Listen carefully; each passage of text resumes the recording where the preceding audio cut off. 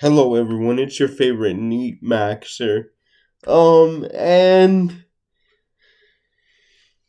yeah, today I wanted to talk about, or I guess actually redo a video. I'm gonna call this a redux. To Paul Lafargue's The Right to Be Lazy. Um, Now, I'm doing this because the translation that I, um, originally read was from Marxist.org and is like from the 1800s. And let's just say it's maybe not that good compared to today, although shout out to Marxist.org and their terrible website design. Ah, but and I want to say something about the title. It's translated "The Right to Be Lazy," um, but in French, which I'm not even gonna try to pronounce, but the Spanish title "El Derecho a la Pereza" is almost the same, and that word pereza is I wouldn't translate it as lazy. I would translate it as the right to sloth. And I know the reason why they did that is because the right to sloth sounds kind of weird. But um in it kind of makes the connection to sin and morality more clear, which is important in the text, right?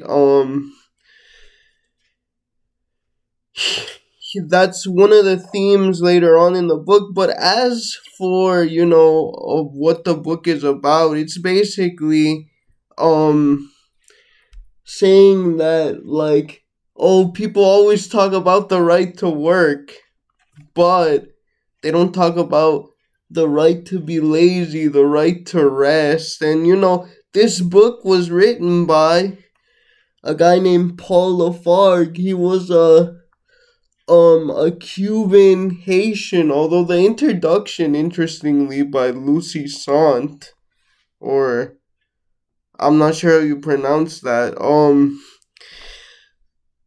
says that he's Dominican, which, I mean, I guess I'm not really sure what that means, because um both Haiti and what is now the Dominican Republic were, I mean, the name Santo Domingo, or Saint Domingue, as I think it's called in French, um was still in common use back then. Um, but yeah, I'm pretty sure he was born in Haiti, or I'm sorry, his parents were from Haiti. He was born in Santiago de Cuba, interestingly enough, and um, he was a mestizo. His parents were mestizo landowners. They owned a finca, I'm pretty sure, plantation slash farm. Uh, and yeah, I'm pretty sure they escaped the Haitian Revolution because they were mixed themselves as well. So, um, yeah, and Paul Lafargue was also Marx's son-in-law. He married Laura Marx. I'll get to that a little later, but yeah, so bro met Marx. Bro, literally, that's literally bro's father-in-law. Which is important because I want to incorporate my reading of Capital Volume 1, as well as Pope Leo's Magnifica Humanitas, which is the encyclical he just published. I read through it now. I mean, as you can see, I have no headrest anymore, and I don't have a left lateral. I mean, the camera is mirrored, but for me, this is my left side. And uh, my father passed away, so that's why I didn't get this video out sooner. But yeah, I read Magnifica Humanitas, and I wanna like sort of try and combine these things. So yeah, Lafargue's main argument, honestly, is that like, and he published this while in jail in 1885 in France. And another thing, he was also the first socialist elected to the French Parliament. In 1891, he won the election for the constituency of Lille in northern France. Although I think, if I'm not mistaken, his family was original, or the French members of his family, because I think, like his other grandparents, one of them was mixed, Jamaican indigenous, and the other one was mixed, um, French and African. So, but his French ancestors, who some of whom were Jewish, were from Bordeaux originally, which I think is further south, I'm pretty sure. Especially if I know they're famous for their wine, so I would assume they are. I don't have a map in front of me right now, but yeah. Um anyway, so um his argument is like, and it's both a critique, I think, of the left and the right, right? Because you know, they both kind of put up labor slash work, trabajo, right, as the end all be all of life, pretty much. And like a big part of labor movements is, oh, the right to work, the right to a job, excuse me, and stuff like that. But his is, he's saying like, nah, but what if for real we had the right to sloth, the right to be lazy, the right to rest? Now, before you get all mad in the comments, it's like, what, I love working, work gives life meaning and stuff like that. You have to keep in mind, guys, that at the time he's writing this, and you know, he he does actually use French female garment workers as his example. People were working 12, 14, 16 hour days. It wasn't like it is now, you know, your quote unquote standard 8 hour workday. Although, let's be real, nowadays, if you're a single person, you're gonna need more than one job if you want to live comfortably. They've taken that away from us too. But anyway, in this era, yeah, like labor protections were very, very loose and typically not enforced. And like, so you had people working these amount of times without barely any breaks, barely any rest. And so he, rightly, I think, says, bro, why are you so obsessed with work? Why don't you want to rest? So many good things come out of rest. And you know, and he says, and this is where I'm like, whoa, this man is goated. This man is based. He's like, and he's saying this in 1885, guys. 1885, remember that, because imagine if he were alive today. He died in 1911, so he like was about 50 years, let's say, from the first introduction to computers and stuff like that in the digital revolution, which, you know, I know some historians count that as the third industrial revolution, but he was already saying this in 1885. It's like, why, if we have all these wonderful machines, our production capacity has increased so much, why do we work so much, and why is that wealth concentrated in the hands of so few? Like, you know, people shouldn't work more than 3 or 4 hours. If we're being real, and like, I mean, even today, saying stuff like that is revolutionary still. Like people are all gung ho about, oh, the 4 hour work day. What about the or I mean, I'm sorry, the 4 day work week. What about the 4 hour work day, huh? um, and to sort of back this up, he's mentions like how in antiquity, like the people that made all the good art, like Sophocles, Euripides, Plato, um, um, and like Athenian culture generally, just as an example. He also talks about indigenous people and how their ways of life are a lot more conducive to like um rest and stuff like that. And yes, they do labor. They labor for themselves. No, like that's the thing. I think when and I think he did this on purpose. Like when people read the title, they're like, "What do you mean?" We all understand that what's called socially necessary work, especially as we saw in the pandemic, right?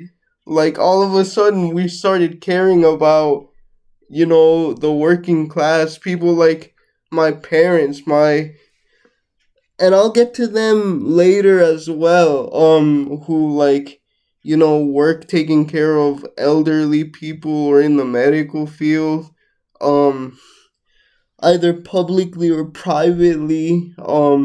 My parents worked in assisted living facilities, but yeah, we all know that has to happen, but the issue really is, right, that all of that goes towards making more profit for the bosses, the capitalists, right? It doesn't go towards, okay, let me make this robot that can help me take care of this old lady. It might not, do everything, but at least it can help me with lifting them or whatever. I'll clean them, whatever, or prepare their food for them, but a robot could honestly do that. No, we don't think like that. It's like, how are we gonna use robots to optimize the supply chain to make uh profit margins higher so that I can fire and employ you, right? um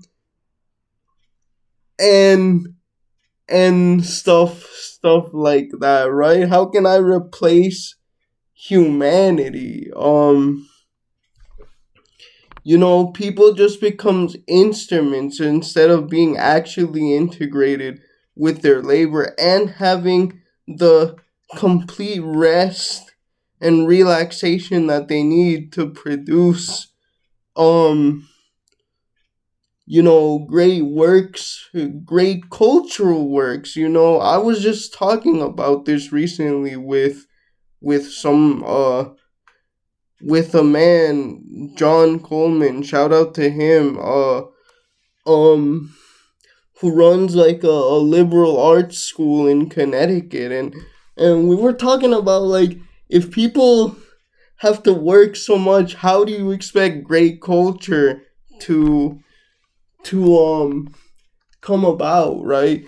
And Paul Lafargue specifically mentions, and this is where I'm gonna use my degree again, the Helots from Sparta. If you don't know, the Helots were servants, servants, because I can't say the other word, who the Spartans subjugated. How exactly? Well, I'm just gonna say we don't talk about that. How the Helots got to be the Helots. Uh, I'm a redeemer for the Spartans. Nah, man, I'm just joking. But yeah, and of course, Plutarch's account of Lycurgus, who he also mentions, that great Spartan leader who arguably produced proto-communist society where he abolished the money supply and pretty much every every one was kind of like taken care of. If you read Plutarch's lives, I had to for grad school, and I like, to be honest,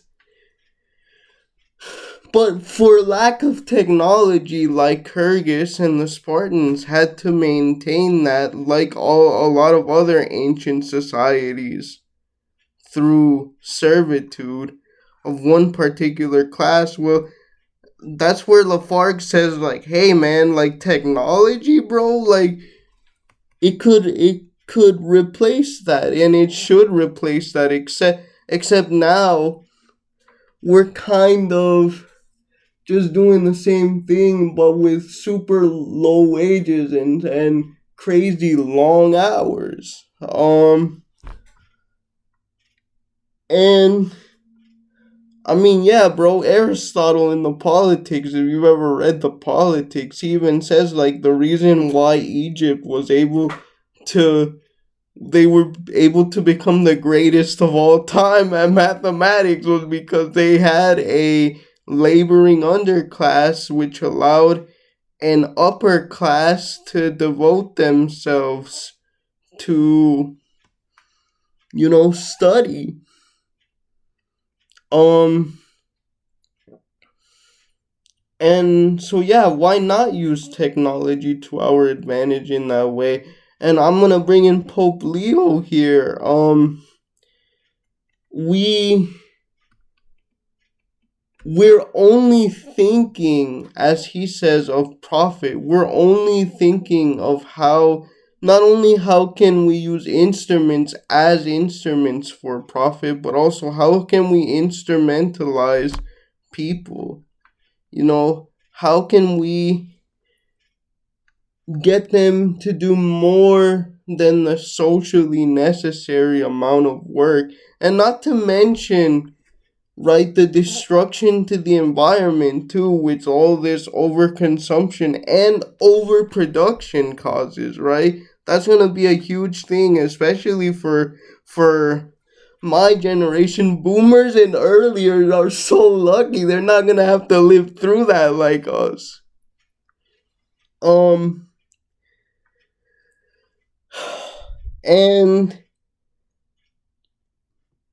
yeah, guys, another thing that he mentions is, like, what that Lafargue mentions is what, why do we have this obsession? I think it's a fair criticism of the left because, like there is this sort of obsession with work and labor, which goes beyond just, wanting to change the relations between uh capitalist and worker. It really does. And even though all of you know that I'm not an anarchist, I do really like that most anarchists, their aim when it comes to the way they talk about labor is usually how do how are we able to perform less of it, whereas you're more blue collar types, and I kind of understand because that's what sort of gives their life meaning in a way. And like I said, I'm not saying that we should just all stop working. Stuff needs to get done, obviously, but there is a certain sort of sense, and Lafargue, and I agree, um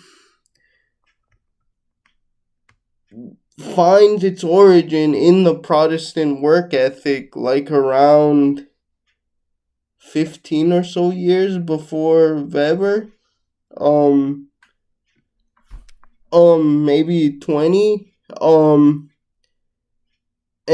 it's like, yeah, because of course some Protestant denominations have feast days and stuff like that, but um there's not so much importance put on them, especially not during the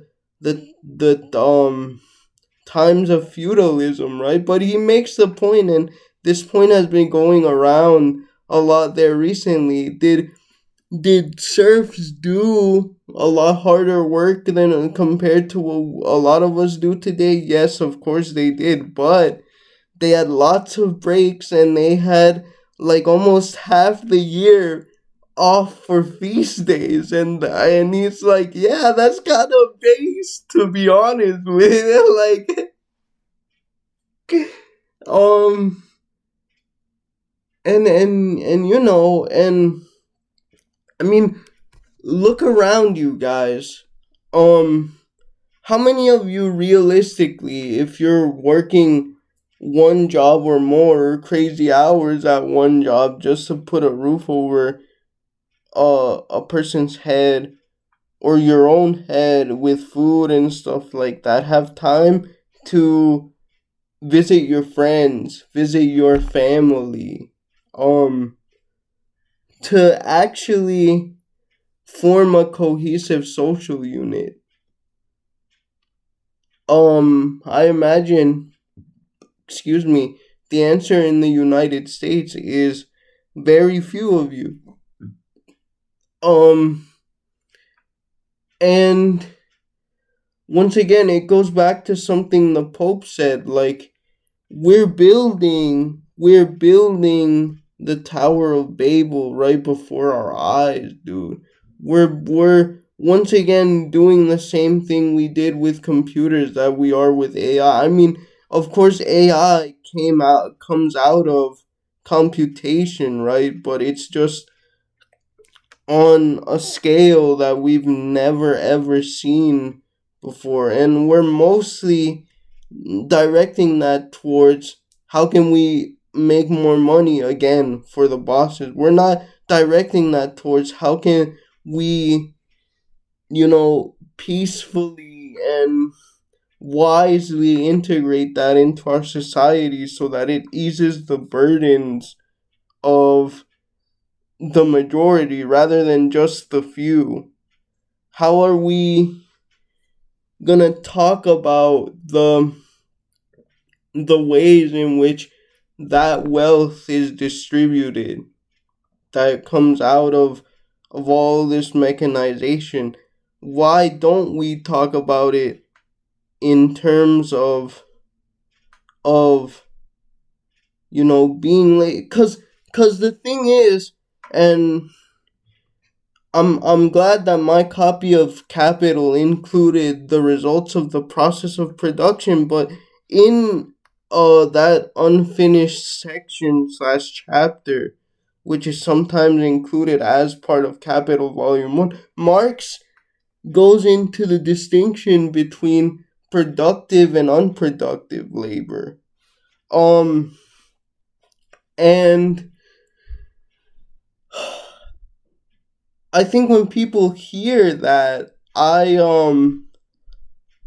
they automatically they sort of think of like, oh, it's talking about work that you don't do that needs to get done or something like that. No, productive labor is simply work that you do on behalf of a capitalist so they can take your or they can profit from your labor, let's say. Profit and surplus value aren't exactly the same thing, but for the sake of argument, let's just right now say that they are.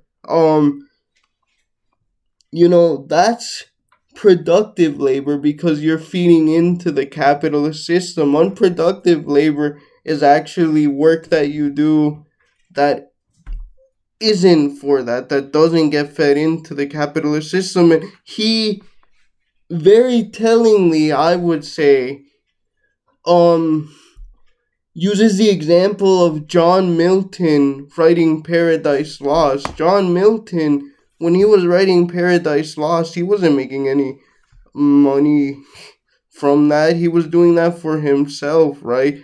Now, he says then when John Milton then sold Paradise Lost to a publisher for £5, that's productive labor because, he's becoming a part of the business cycle. He sold his work to, uh, I don't think he would call a publisher at that time in the 1600s capitalist necessarily. He might say they were a manufacturer, which is just, you know, capitalism, but not as highly mechanized and productive. Although, of course, it's not a definite um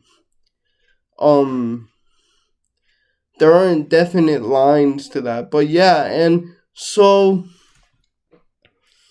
yeah, you can't whine at the decline of culture when people really don't have time.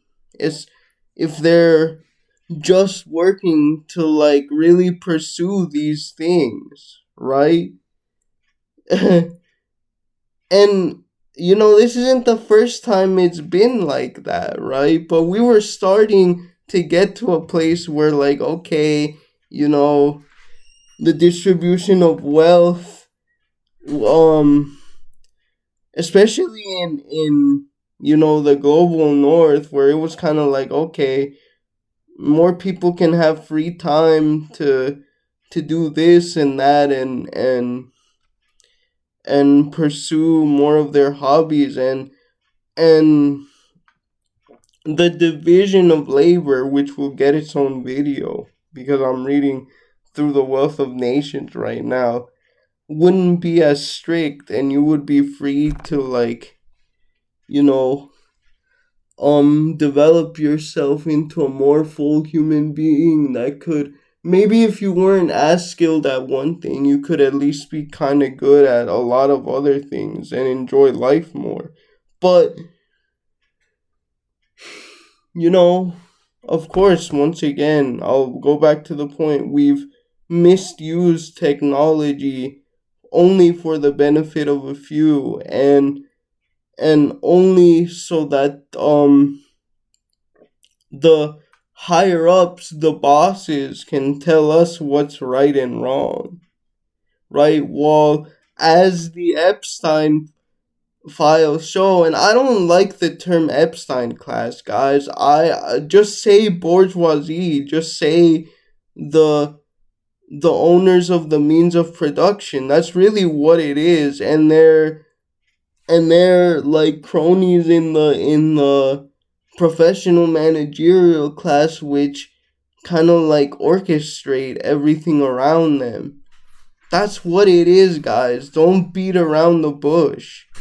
um you know well, they do stuff which they tell us is evil, right? I'm not saying you should do evil, you guys know that, but I'm just saying that The bosses are hypocritical, guys. They just are. Because while you're over there, you know, working away for them so you can earn pennies, they're over there, you know,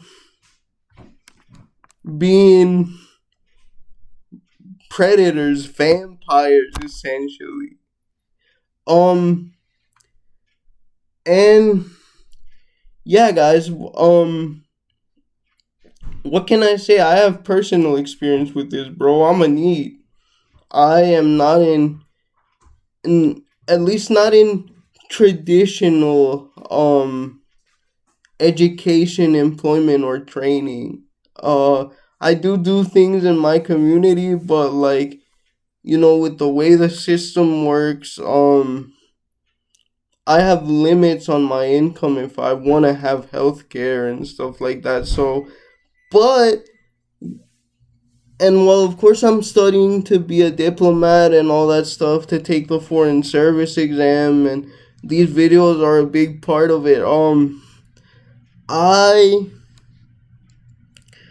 I am also aware that I'm still in a pretty good position, right? Because that not having to work allows me to, for example, make these videos, write, read, which is not a luxury a lot of others have, and I'm so grateful for that. Despite the the cause for that being the soft bigotry of low expectations.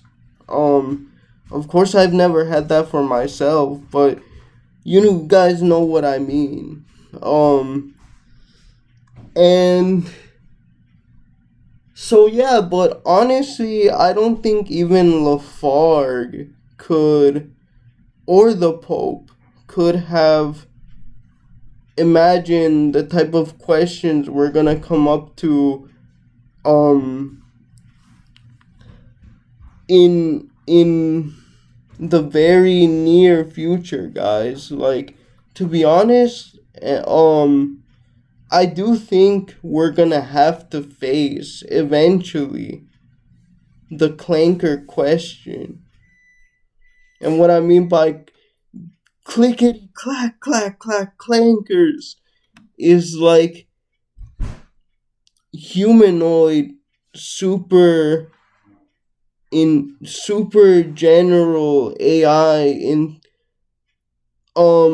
which kind of like the Spielberg movie AI artificial intelligence, kind of like that, bro, where you know we're going to have to decide, because the thing is whether or not we should bring that into existence, which I think you know the Pope is very clear on that. No, like we should nip it in the bud before it gets too out of control. But come on now, guys, that's not gonna happen. We're not that smart. Come on now. Because I don't know, I don't. We're not treating it as much of a danger as, let's say, um atom weapons, nuclear weapons. Although maybe we should be, but yeah. And so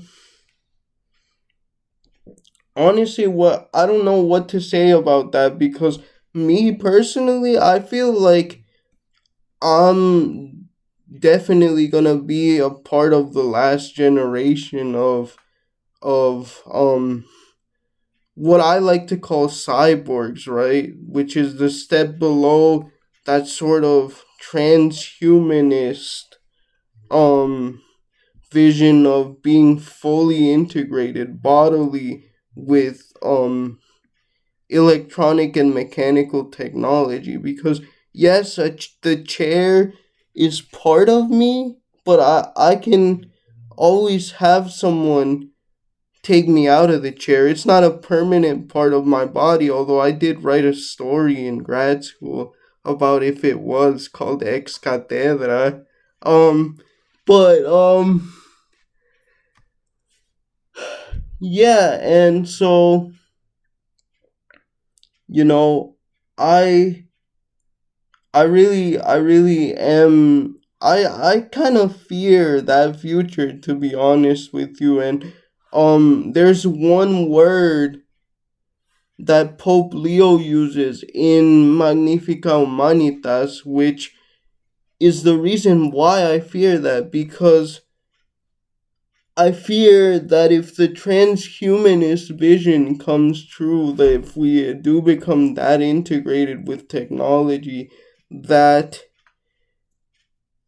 more so than we already do now, we're gonna see humans as simply instruments to be used either for the pursuit of vain pleasure or um for